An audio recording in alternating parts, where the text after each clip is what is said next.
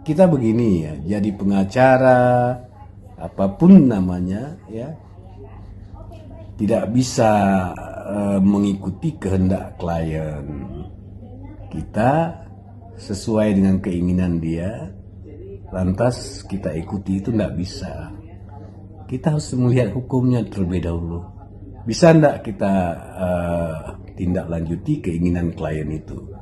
Bukan semua keinginan klien yang tidak masuk akal pun kita tampung dan kita kita sampaikan di media, lantas kita melakukan gugatan. Apa itu? Saya nggak paham. Halo Sobat Fakta Bang Pin, ketemu lagi dengan Bang Pin yang terus mengabarkan fakta viral seputar selebritas tanah air yang terus saja bikin berita, dan dengan berita mereka tetap eksis di ranah media. Nah, kali ini ada komentar menarik dari seorang pengacara senior yang mengomentari sesama pengacara, terutama pengacaranya Dodi Sudrajat, yang cenderung sepertinya mengikuti kemauan kliennya apapun yang dimau, tetapi tanpa memperhitungkan dasar hukum dari kliennya tersebut. Seorang pengacara harusnya nggak boleh begitu, guys, karena seorang pengacara yang ngerti hukum, makanya seseorang itu hire pengacara atau sewa pengacara supaya ngerti hukum, bukan malah pengacaranya menuruti kemauan si klien, yaitu dengan sembrono saja mengikuti kemauan-kemauan dari si klien.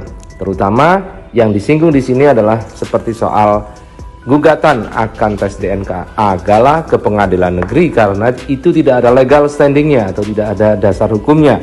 Kemudian soal pemindahan makam dan soal gugatan terhadap hak asuh dan hak wali Gala. Inilah yang perlu diperhatikan oleh pengacara Dodi Sudrajat. Sehingga pengacara senior dari Aceh ini, Muslim Agani, mengkritik sambil tiduran pengacaranya Dodi. Dan sebagai informasi, pengacaranya Dodi sekarang, Jamaluddin Kadubun, sedang melaksanakan ibadah haji, guys. Kita doakan saja mudah-mudahan, karena ini besok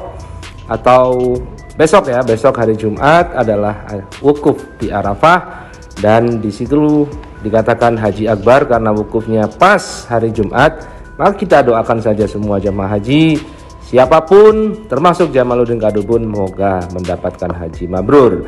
Dan kita yang di Indonesia mudah-mudahan juga mendapatkan berkah dari sana, sehingga meskipun di sini hari rayanya berbeda, ada yang Sabtu, ada yang Minggu, tetapi mudah-mudahan semuanya bisa mendapatkan berkah rezeki yang melimpah, amin.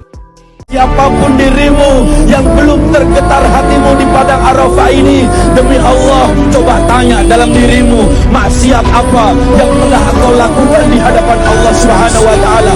Jika hatimu, jika dirimu tidak tergetar di padang Arafah ini, demi Allah, tanya dosa. Wukuf di Arafah tahun 2022 ini bertepatan pada hari Jumat, tanggal 8 Juli 2022. Atau yang sering disebut Haji Akbar. Haji Akbar adalah haji yang ditunggu-tunggu masyarakat muslim seluruh dunia dan luar biasanya karena jatuh di hari yang mulia, yakni wukuf di Arafah jatuh pada hari Jumat. Oke, itu sekedar intermezzo ya guys, terutama bagi umat muslim yang berkeinginan untuk melakukan ibadah haji ke tanah suci seperti Jamaluddin Kadubun ini. Ya, mudah-mudahan nanti saat kembali Jamaluddin Kadubun bisa memberikan berkah, dan untuk Dodi terutama, biar nantinya konfliknya dengan Haji Faisal bisa segera disudahi, bisa berangkulan bersama, dan juga tentunya demi cucu mereka berdua yaitu Gala Sky Ardiansah. Namun yang diperingatkan oleh pengacara dari Aceh ini agar Jamaluddin Kadubun tidak serta-merta menuruti semua keinginan Dodi Sudrajat, meskipun tidak ada dasar hukumnya, termasuk untuk tes DNA dari Gala Sky. Bahkan di sini dalam caption TikTok dari Muslim Agani, pengacara Aceh ini mengatakan, "Gentong plastik, video lama atau baru, kami tak tahu. Tapi meminta tes DNA terhadap Gala, apa dasar hukumnya?" Rupanya Muslim Agani mengomentari video yang tadi itu, video lama memang, sebelum Jamaluddin berangkat ke Mekah.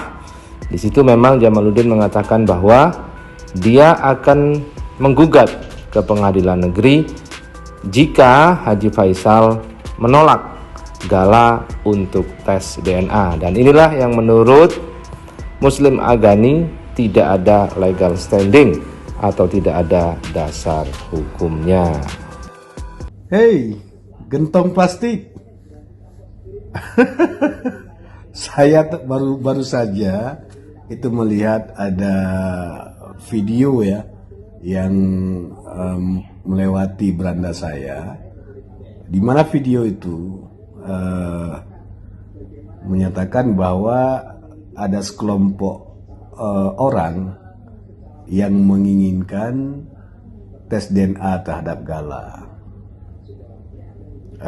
Kalau tes DNA itu tidak dipenuhi, maka kelompok itu akan melakukan gugatan ke pengadilan secara tersendiri.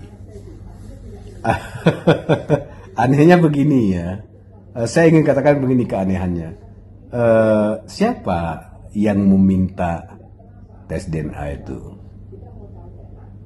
Pasti jawabnya kakeknya.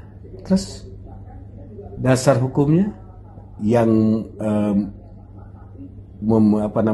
dasar hukum untuk memenuhi legal standing daripada kakeknya itu dipakai apa dasar hukumnya? Tolong diberi penjelasan dulu, ya.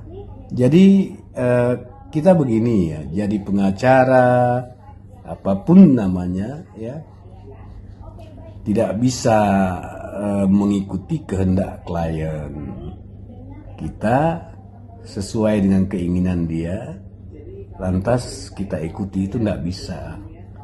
Kita harus melihat hukumnya terlebih dahulu. Bisa tidak kita tindak lanjuti keinginan klien itu?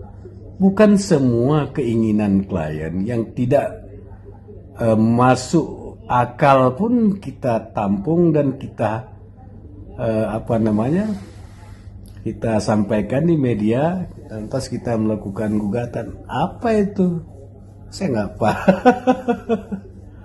Tadi soal tes DNA, sebagaimana kita ketahui bahwa almarhumah dan almarhum itu beliau berdua pernah menikah siri sebelumnya. Kemudian ada proses kehamilan itu sebelum daripada pernikahan itu. Karena itulah kita ingin agar semua itu menjadi jelas dan terang benderang, supaya jangan juga nanti ada yang menggiring opini yang kemudian dia berkembang liar dan pada akhirnya tidak memberikan edukasi yang baik kepada publik. Sehingga kita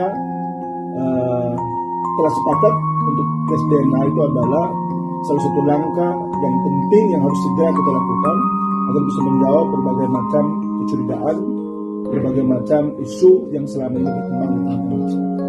Bang, alasan itu cukup bang? Cukup. Untuk mengajukan tes DNA Cukup. ke meja itu? Kan alasan lain juga ada. Jadi nanti yang bisa menghapus untuk tes DNA itu pengadilan kan? Saya Oh ya? putusan pengadilan. Oh ya? Apa bukti apa yang sudah abang siapkan? Oh sudah kita siapkan. Kita tidak mungkin menyampaikan gugatan ke pengadilan kalau tanpa ada bukti. Siapa yang mendalilkan dia akan membuktikan. Maka itu akan kita buktikan di pengadilan. Kalau kita buktikan di sini, kita sampaikan di sini, ya nanti kita nggak punya senjata lagi untuk